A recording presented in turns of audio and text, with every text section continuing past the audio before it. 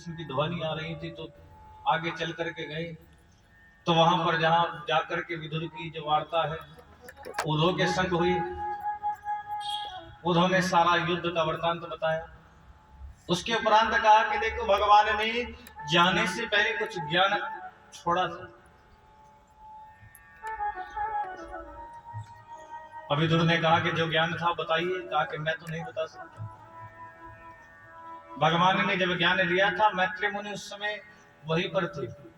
अगर उस ज्ञान को जानना है तो तुम्हें जाना होगा सीधा यहाँ से आनंद वन की ओर, और जब आनंद वन की ओर जाओगे तो वहां पर आपको मैत्री मुनि मिलेंगे। मैत्री मुनि के चरणों में बैठ करके उनसे ज्ञान प्राप्त होगा।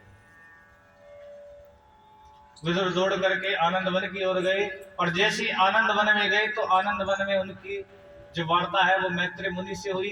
और मैत्री मुनि के पास जाकर के विदुर ने 2 प्रश्न मैत्री मुनि से किए। पहला प्रश्न तो मैत्री मुनि से विदुर ने ये किया, कहा कि मुझे ये बताइए कि भगवान ने जब इस सृष्टि को बनाया तो इसको एक समान क्यों नहीं बनाया। अर्थात कि मैंने देखा है कि किसी के पास कोई इतना निर्धन है कि यदि अगर सुबह को खा ले तो शाम का पता नहीं, अगर शाम को खा ले तो सुबह का पता नहीं, और कोई इतना अमीर है कि इतना सब कुछ उसके पास रखा रहता है कि सोचता है कि मैं क्या, कहां से क्या शुरुआत करूं, क्या खाऊं। कोई इतना काला है कि उसको देख करके लोग उसके मुंह पर नाना प्रकार की बातें कहते हैं कि इतना बदसूरत है। किसी को इतना सुंदर बनाया है कि जिसको देख करके लोग प्रशंसा उसकी करते हैं। किसी को रहने के लिए महल दिया है तो किसी के पास एक झोपड़ी भी नहीं है। प्रभु आप, मैं ये जानना चाहता हूं भगवान ने जब सृष्टि को बनाया तो एक समान क्यों नहीं बनाया। और दूसरा मेरा ये प्रश्न है, मैं ये जानना चाहता हूं कि जब भगवान के एक इशारे पर दुष्टों का सर्वनाश होता है, भगवान चाहे तो रावण को जन्म ही न लेने दें, और जब रावण जन्म ही नहीं लेगा तो राम क्यों आएंगे। पहले तो भगवान राक्षस को भेजते हैं, जन्म दे करके धरती पर भेजते हैं, और उसके बाद खुद राम बन करके आते हैं कि मैं उसका संहार करूंगा। पहले तो कंस को खुद जन्म देते हैं और फिर कृष्ण बन करके आते हैं कि मैं इस दुष्ट का संहार करूंगा। भगवान आखिर इस धरती पर आते हैं जन्म लेकर के। यदि भगवान चाहे तो जन्म ही ना लेने, राक्षसों को जन्म ही ना लेने दे। ये 2 प्रश्न मेरे हैं। भगवान ने तो यहाँ पर मैत्री मुनि ने कहा कि देखो पहला आपका प्रश्न तो ये है कि आपने पूछा है कि भगवान ने इस सृष्टि को बनाया तो एक समान क्यों नहीं बनाया, भगवान ने इस सृष्टि को किस प्रकार बनाया। तो यदि अगर सृष्टि की रचना की मैं बात करूं, भगवान की नाभि कमल से ब्रह्मा की उत्पत्ति हुई। ब्रह्मा ने तप करके भगवान को प्राप्त किया। भगवान ने सृष्टि रचना करने के लिए कहा, तो ब्रह्मा ने सृष्टि रचना करने के लिए ध्यान लगा करके अपने ही शरीर से 4 पुत्रों को प्रकट किया। ब्रह्मा के जो 4 पुत्र सनक, सनंदन, सनातन, सनत कुमार, इन 4 पुत्रों को प्रकट किया। इनसे सृष्टि रचना करने के लिए कहा। अब ये चारों जो थे वो छोटे छोटे बालक थे। जब इनसे सृष्टि रचना करने के लिए कहा तो इन्होंने कहा कि देखो हम तो बालक ही बने रहना चाहते हैं, क्योंकि जब तक बालक बने रहेंगे तब तक ये माया नहीं व्यापेगी, काम नहीं व्यापेगा, क्रोध नहीं व्यापेगा। तो हम बालक ही बने रहना चाहते हैं, केवल उस श्री हरि का भजन करना चाहते हैं। ब्रह्मा जी को क्रोध आ गया कि मेरे पुत्र होकर के और मेरी आज्ञा का पालन नहीं करते। तो ब्रह्मा जी का जो वो क्रोध था, भ्रकुटी का भेदन करते हुए उसने रुद्र का रूप लिया, अर्थात भगवान शिव। और जब भगवान शिव का रूप लिया तो ब्रह्मा जी ने भगवान शिव से कहा कि सृष्टि की रचना करोगे। भगवान शिव ने कहा कि पहले तो नाम बताओ, फिर काम बताइए। पहले तो नाम और फिर बताइए कि मुझे काम क्या करना है। नाम दिया, कहा कि तुम्हारा नाम रुद्र होगा। अब काम क्या करना है, कहा कि देखो हम तो सृष्टि की रचना करने चाहते हैं, अगर सृष्टि की रचना में हमारा कुछ सहयोग करना चाहते हो तो कर सकते हो। भगवान शिव ने सृष्टि की रचना करनी प्रारंभ कर दी। भूत प्रेत डाकनी पिशाचनी आदि की रचना करनी प्रारंभ कर दिया। ब्रह्मा जी ने देखा तो देख करके कहा कि रुक जाइए, हमें ऐसी सृष्टि की रचना नहीं करानी, ऐसी विचित्र सृष्टि की रचना हमें नहीं करानी है। बाकी सृष्टि का जो कर दिया सो कर दिया, बाकी आगे का कार्य जो है वो हम देख लेंगे।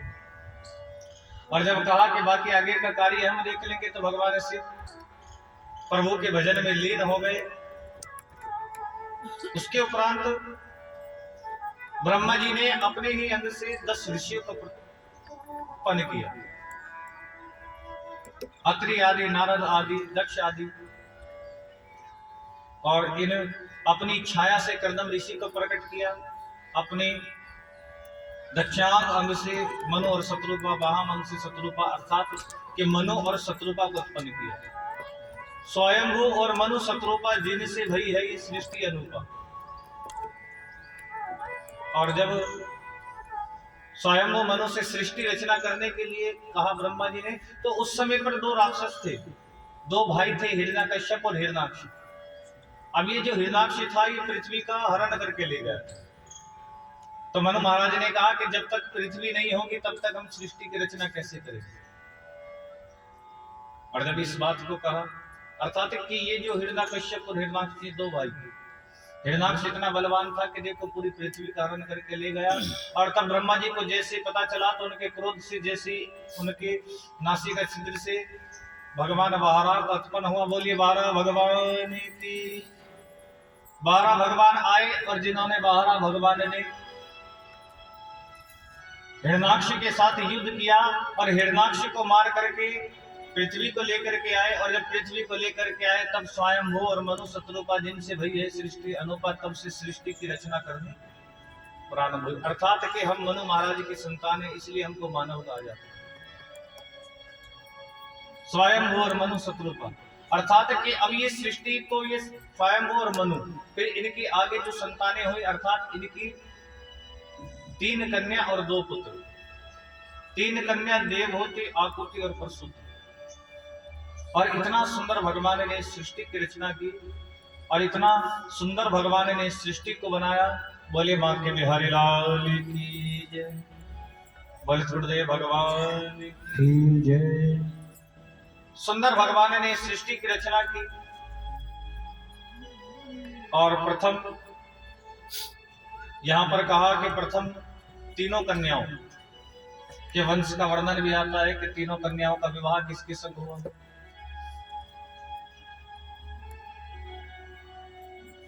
प्रथम जो कन्या थी देवहूति, जिनका विवाह हुआ ऋषि कर्दम के संग। अब ऋषि कर्दम जो थे वो स्वयं भगवान की उपासना किया करते थे, भगवान का भजन किया करते थे। और जब विवाह का प्रस्ताव लेकर के मनु महाराज कर्दम ऋषि के पास गए, कहा कि मेरी कन्या है देवहूति, इसके साथ मैं आपका विवाह करना चाहता हूं। तो कर्दम ऋषि ने कहा कि देखो पहली बात तो ये है कि मुझको विवाह नहीं करना। लेकिन फिर कर्दम ऋषि को याद आया कि भगवान ने उनको वचन दिया था कि उनके पुत्र बन करके आएंगे। तो कर्दम ऋषि ने कहा कि देखो मैं विवाह तो करूंगा लेकिन मेरी एक शर्त होगी। मनु महाराज ने कहा कि कहो कि मैं विवाह तो करूंगा लेकिन मेरी शर्त यह है कि एक पुत्र होते ही मैं जंगल की ओर चला जाऊंगा, फिर मैं लौट करके आने वाला नहीं। अब मनु महाराज ने कहा कि देखो आप एक पुत्र होते ही आप तो जंगल में चले जाओगे, तो फिर मेरी जो बेटी है इसका क्या होगा। देवहूति वहीं पर खड़ी थी। देवहूति ने कहा कि मुझे स्वीकार है, मैं आपसे विवाह करना चाहती हूँ। और उस शर्त को स्वीकार किया और कर्दम ऋषि का जो विवाह है वो देवहूति के संग हुआ।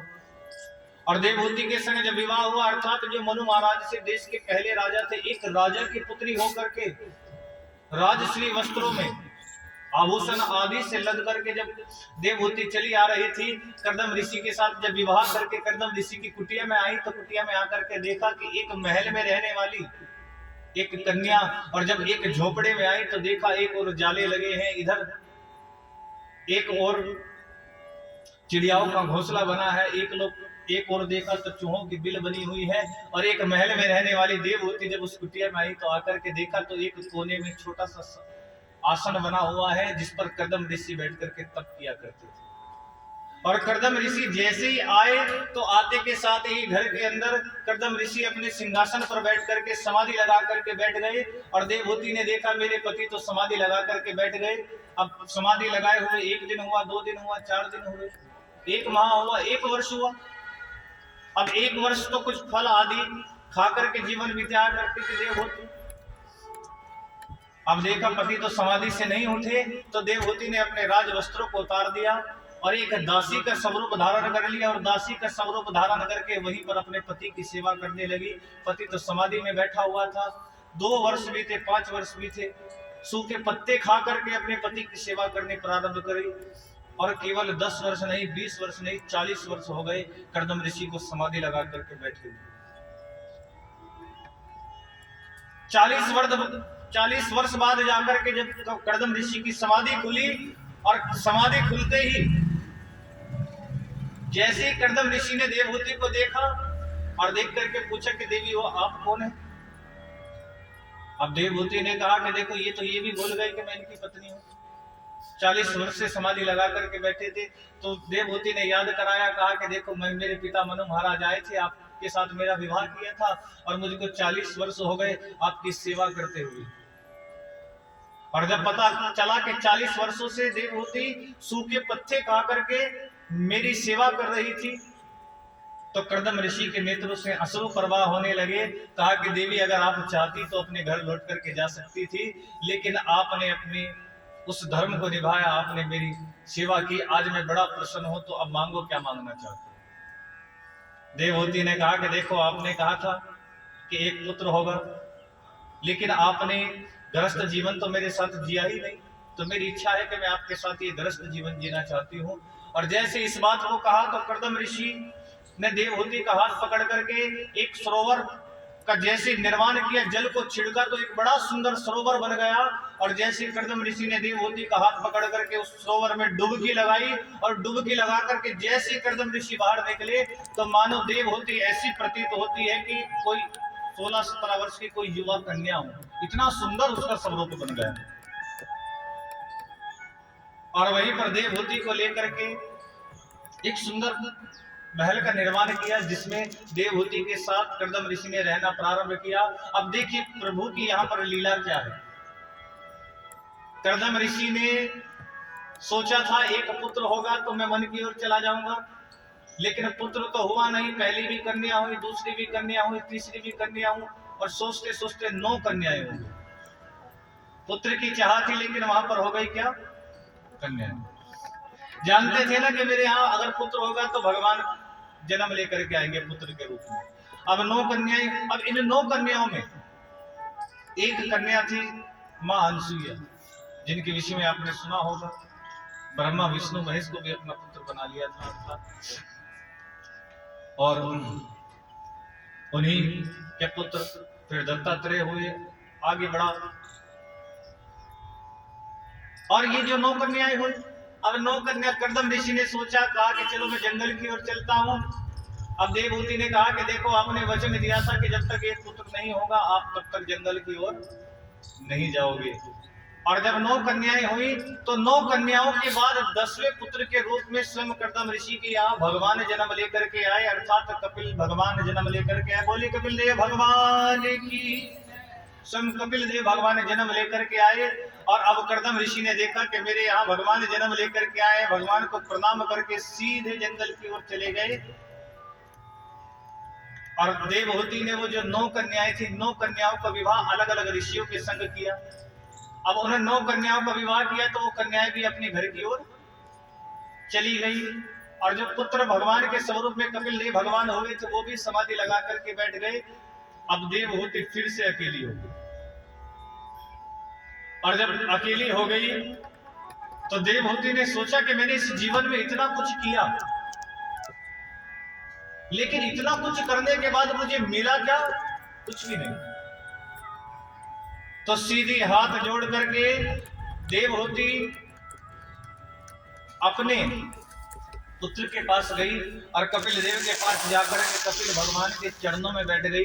और कपिल भगवान के चरणों में बैठ करके देवहूति ने कहा कि पुत्र, और देखिए एक माता अपने पुत्र के चरणों में बैठ करके हाथ जोड़ करके कहती है, कहा कि पुत्र ये बताओ, मैंने जीवन में समस्त जीवन जिया, मैंने अपने पति की भी सेवा की, मैंने अपनी पुत्रियों का विवाह किया, मैंने सब कुछ किया, लेकिन मेरे मन को फिर भी शांति नहीं मिली। इतना कुछ मैंने किया, आखिर मुझे मिला क्या, कुछ नहीं। मैं अब आकर के फिर अकेली। तो मैं पुत्र तुमसे 2 बातें जानना चाहती हूँ। पहली बात तो ये है कि मेरा पहला प्रश्न तुमसे ये है। कपिल भगवान से 2 प्रश्न किए और 5 अध्यायों में बड़ा सुंदर कपिल भगवान ने देवभूति अपनी माता को समझाया है कि पहला प्रश्न तो मेरा ये है, मुझे ये बताओ कि ये जो इंद्रियां होती हैं, इन इंद्रियों को वश में कैसे किया जाए। और दूसरा प्रश्न मेरा ये है कि मुझे ये बताओ कि मुक्ति किसकी होती है, शरीर की होती है या आत्मा की होती है। तो कपिल देव भगवान ने जब इस बात को सुना तो कहा कि माता देखो, आपका पहला प्रश्न है इंद्रियों को कैसे वश में किया जाए। अर्थात कि इंद्रियां, सबसे पहली बात तो ये जानना है कि इंद्रियां होती क्या है। और जैसे कि मैंने इंद्रियों के विषय में आप सभी को कल बताया था और कि इंद्रियां क्या है। अच्छा, एक बड़ी समझने की बात है, चलो हम देखते हैं। मैंने बताया था ना कल भी कितनी इंद्रियां होती हैं, याद है? जिस इंद्रियां होती हैं 10, कितनी? 10 इंद्रियां। अब 10 इंद्रियों में ज्ञान इंद्रिया कितनी होती है, कल ये भी बताया था। ज्ञान इंद्रिय है 5 ज्ञान इंद्रिया और 5 कर्म इंद्रिया। अर्थात इन 5 ज्ञान इंद्रिया और 5 कर्म इंद्रिया, अब ये जो 10 इंद्रियां हैं ये काम किस प्रकार से करती है, काम क्या है। अर्थात देखिए, सबसे पहली बात है कि संसार में भटकने का कारण सर्वप्रथम होती है इंद्रिय। अर्थात कि हम किसके वशीभूत होते हैं, हम सदैव यदि अगर किसी के वशीभूत होते हैं तो वो केवल इंद्रियों के वशीभूत होते हैं। 5 जो हमारी ज्ञान इंद्रियां होती है, अर्थात उन 5 में हम ध्यान देंगे कौन कौन सी हमारी जो ज्ञान इंद्रिया है। पहला तो है आंख और दूसरा कान। आंख, कान, नासिका, जिह्वा और त्वचा, ये 5 हो गई। क्या हो गई? ज्ञान इंद्रिया। अर्थात कि ये जो ज्ञान इंद्रिया होती है सदैव अपनी ओर खींचती है। और जब ये इंद्रियां अपनी ओर खींचती है, अर्थात कि जैसे आंखें हैं, आंखों को कोई चीज अच्छी लगती है। मैंने देखा है ना, आप कोई एक आजकल फिल्में आती है ना, कोई एक फिल्म देखते हो आपको अच्छी लगती है, तो आंखें क्या कहती है कि अच्छी लगी है तो दोबारा फिर उसको देखिए। क्या चाह होती है मन में कि दोबारा फिर हम उसको, आंखों को जो अच्छा लगता है आंखें कहती है कि मुझे दोबारा उसको देखना। कल मैंने बताया था ना कि बड़े दोष होते हैं आंखों से।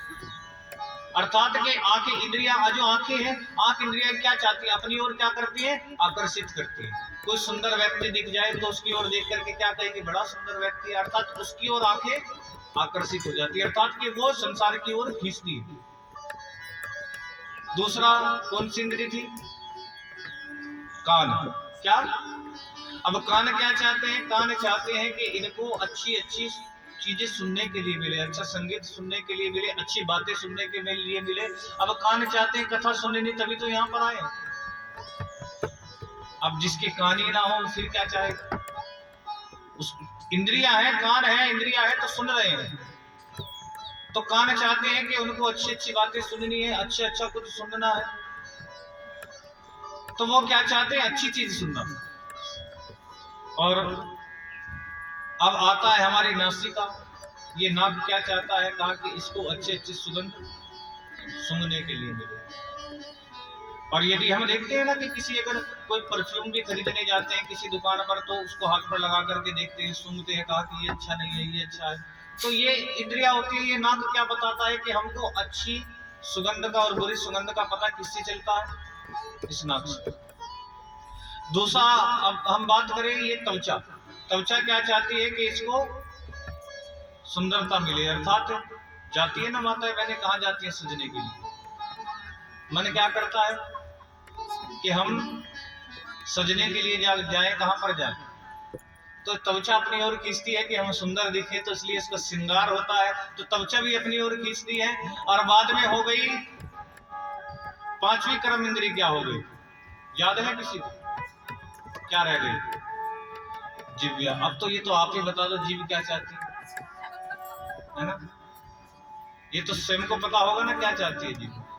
आज जीव चाहती है कहा कि मुझे अच्छी अच्छी चीजें खानी है ना, और कहते हैं ना कि आज भैया आज हमारा दाल खाने का मन नहीं है, आज हम क्या खाएंगे घर में बना करके सुंदर पनीर बना करके खाएंगे, मटर पनीर बना करके अच्छा सा खाएंगे। आज हमारी जीभ कह रही है कि आज हमें घर के अंदर कढ़ी बनानी है, आज ये खाने का मन है। आज वो जीभ क्या करती है, वो अपनी ओर खींचती है, वो भी आकर्षित करती है।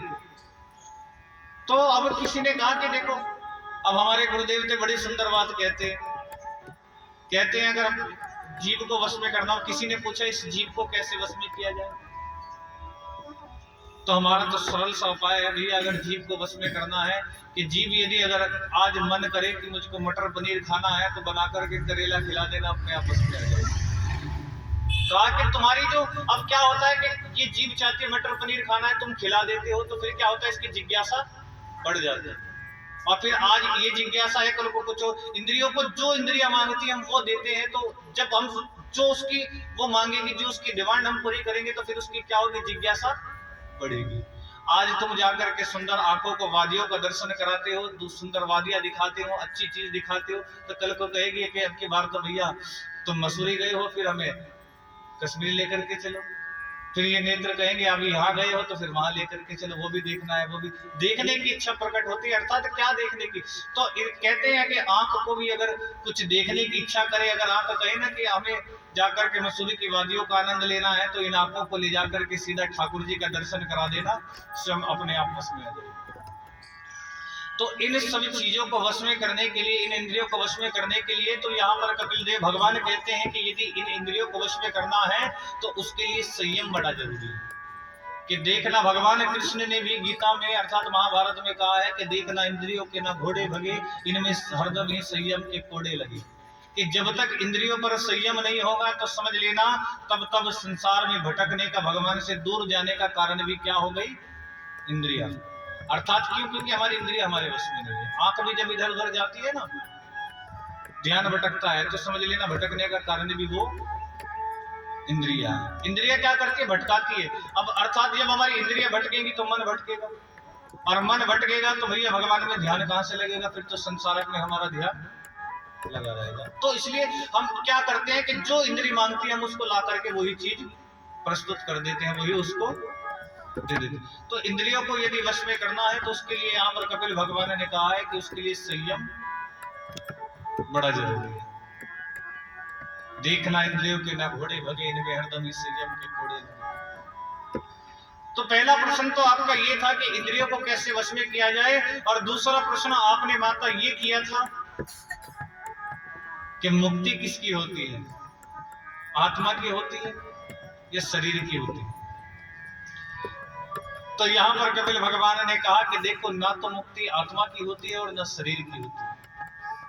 शरीर भी आत्मा निकालने के बाद क्या हो जाता है, अग्नि में लेकर के क्या कर देते हैं, उसको जला देते, जल करके वो भी राख हो जाता। शरीर गया, आत्मा निकल करके दूसरे शरीर में प्रवेश कर गई, तो ना शरीर की मुक्ति हो और ना आत्मा की, तो फिर मुक्ति किसकी हो।